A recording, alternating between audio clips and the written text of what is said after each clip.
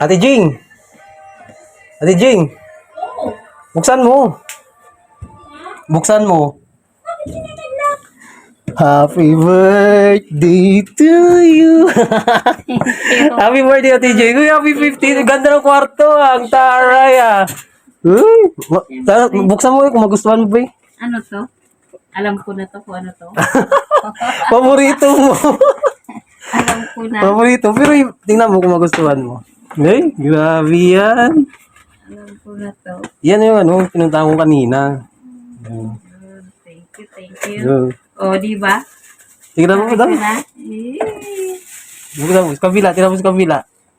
Ay, wow. Ay, grabe yan. Ano yan, hindi basta-basta siya malamig. Ito yung ano niya. Pwede, walang straw lang siya, pero kung may straw, kanin mo lang. Ay, grabe yan. Happy birthday, Ate Jing. I love you. Thank you.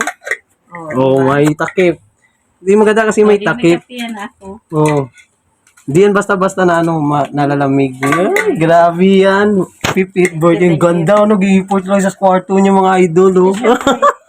Kaya pala to do make up, ay. Ayan, thank you, Ate Jing. Thank you, Ate Jing. Sa love din. I love you.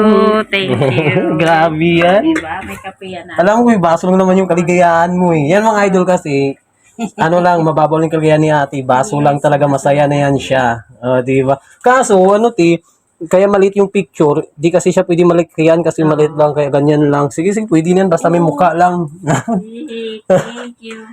Oo, di ba pag magkapi ka, di yan mano, Ate Jing. Kapiyan na naman ako. Ano yan, di yan mano. Parang katulad dun sa ano, sa real time, yung laman yan.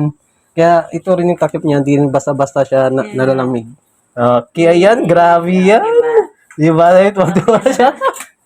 Bukas na ano, ibigay. Dito isabit ko lang sana. Grabe yan. 50 na siya. Pero parang ano lang, parang 49 lang mga idol. Ayan, thank you, Ate Jing. I love you. Thank you, thank you.